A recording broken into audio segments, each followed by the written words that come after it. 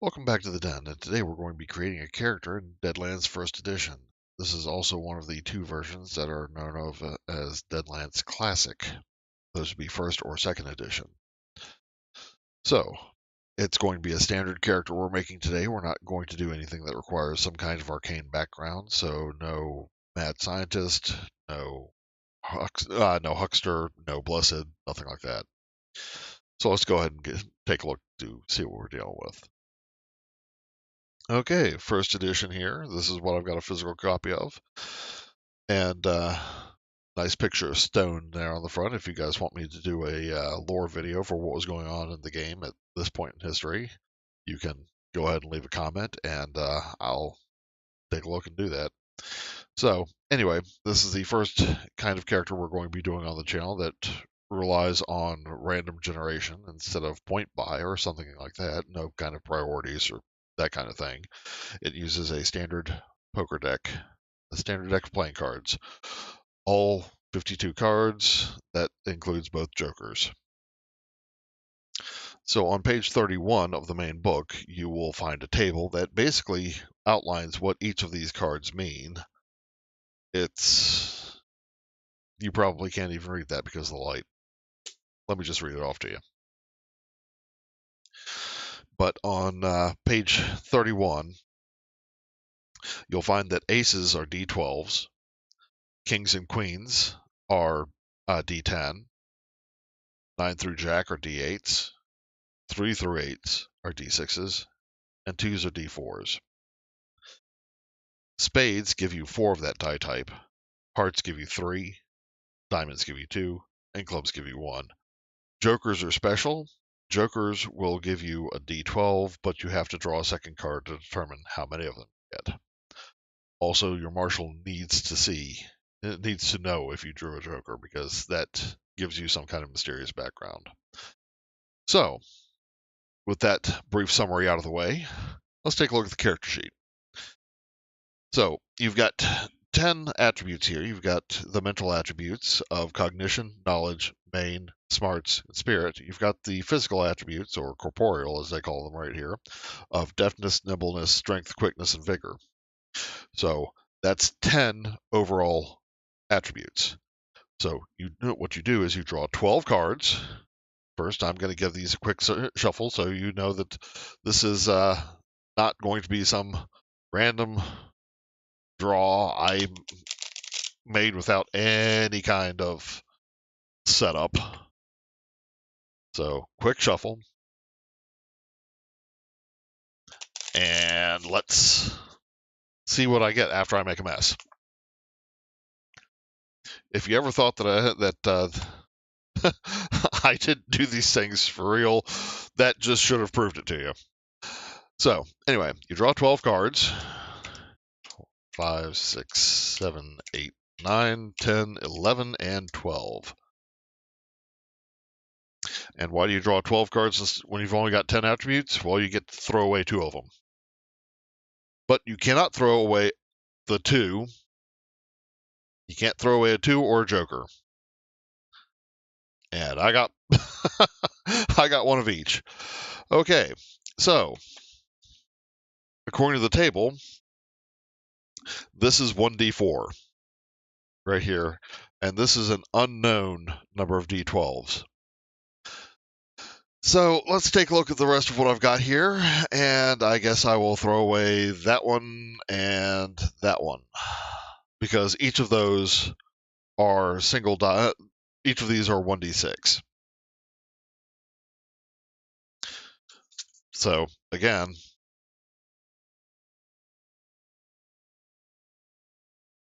there's the explanation on what the cards mean, if you can read it. Hopefully you can. I really need to get some better lighting in here too. I've got a new microphone, but I need to do some setup with it. So what this means is that I've got 1d4, 1d6, 4d6,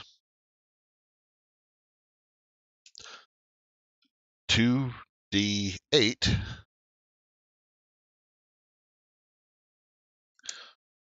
2d6,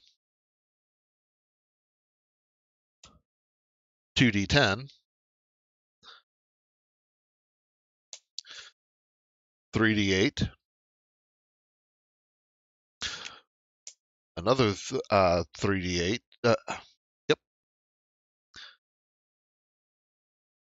and 2d10. Now let's see how many d12s I've got with this Joker. 3. 3d12, and mark that with a star. Okay. So, let's see. Let's make this guy a general gunslinger. How's that? So, for a gunslinger, you're going to want decent die type for shooting. We're going to go shooting pistol with this guy, so he knows how to handle a pistol pretty well. So we'll take that and we'll make that his 3d12. 3d12. So that's taken care of. Let me go ahead and assign the rest of these points, and I'll be right back with you. Okay, so now that I've got my points all out, my attributes all allocated here, I've got 46 cognition, 2d6 knowledge, 2d8 main, 3d8 smarts, 2d10 spirit, 3d12 deafness, as you saw put in earlier, 1d6 nimbleness, 1d4 strength, 2d10 quickness, and 3d8 vigor. So he's pretty weak, but don't go point that out because he's pretty quick, and he's probably going to be able to drill you with one of his one of his pistols. So now we've got those associated. Now what do we do for skill points? Well, that's actually kind of easy. What you do is you take your die types for your cognition, knowledge, smarts, and you add them together. So that's 12 and that's 20. Got a total of 20 points to associate across all the skills. Some of the skills you'll notice have this bracket of 1 or 2 inside of them. Those are free points that you don't have to pay anything for. So say I wanted to take search up to 3, that would cost 2 points. Actually, I'm going to go ahead and do that right now. So that's search from 1 to 3. That's 3 points. That's a total of 2 points spent. I'm down to 18 left. I'll go ahead and spend the rest of these and see you in a minute. All right, now we've got all the points allocated. So, got 3 in search. So that took me down 18. Got 2 in overall. That's kind of like intimidation. So that also took 2 points. So down to 16. And you can see how that spread out across the sheet. At least hopefully.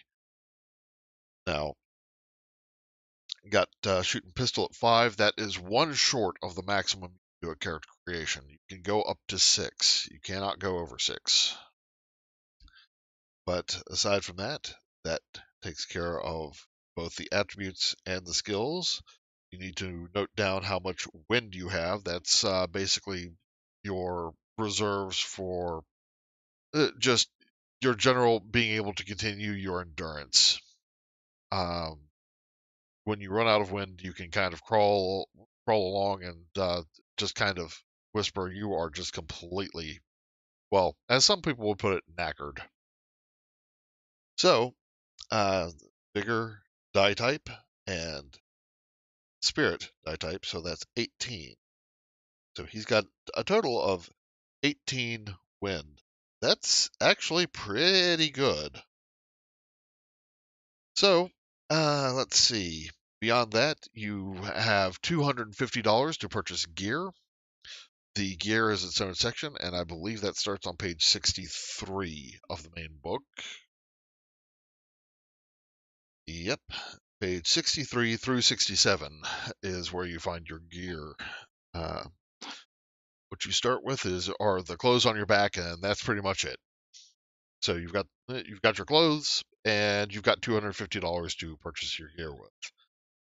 I went ahead and marked down size 6 here. That's because I do not plan with this character to take any edges or hindrances that change your size. The normal human is a size 6. And aside from that, that covers most of the basic character creation. Though there is one more thing you need to do. Your worst nightmare. This is where you can indulge your creative writing. And I actually really encourage you to do so. Because Deadlands is not just a Western game, it is a Western horror game. Its tagline is the spaghetti Western with meat, but as some people I know have put it, it really should have been the spaghetti Western with tentacles.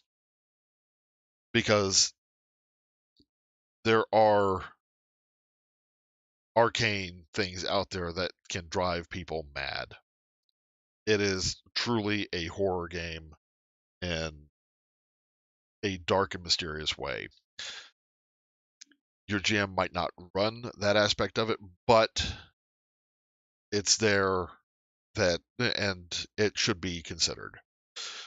So think about your character and what would be truly horrifying for them as a person. This is literally something that would eat away at their sanity.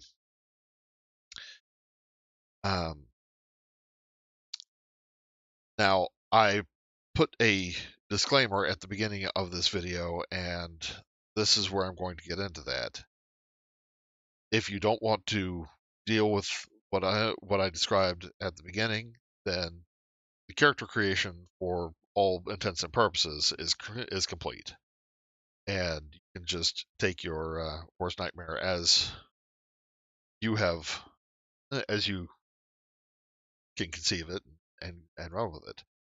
Otherwise, I'm going to give you an example from my last character.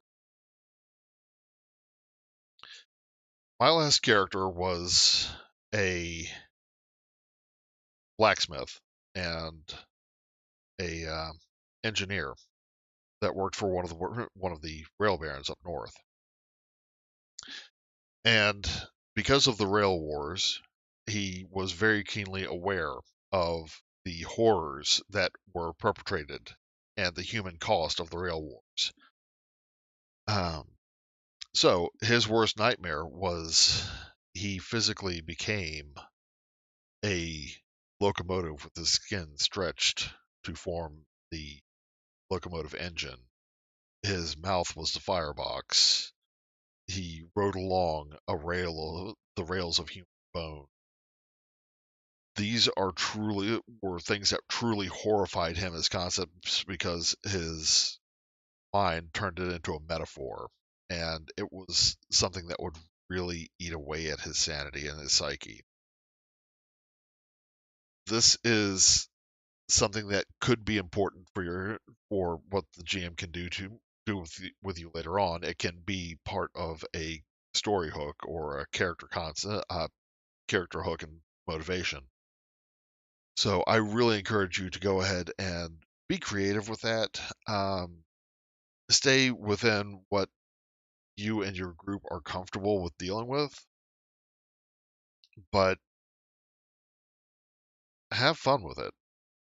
So anyway, I hope you have enjoyed this video, and if you did, go ahead, leave a like, subscribe, and maybe give me an idea on what kind of system to do next. So that concludes Deadlands. I am not entirely sure what system I'm going to bring to you next time, but hopefully you'll have fun. All right, see you around.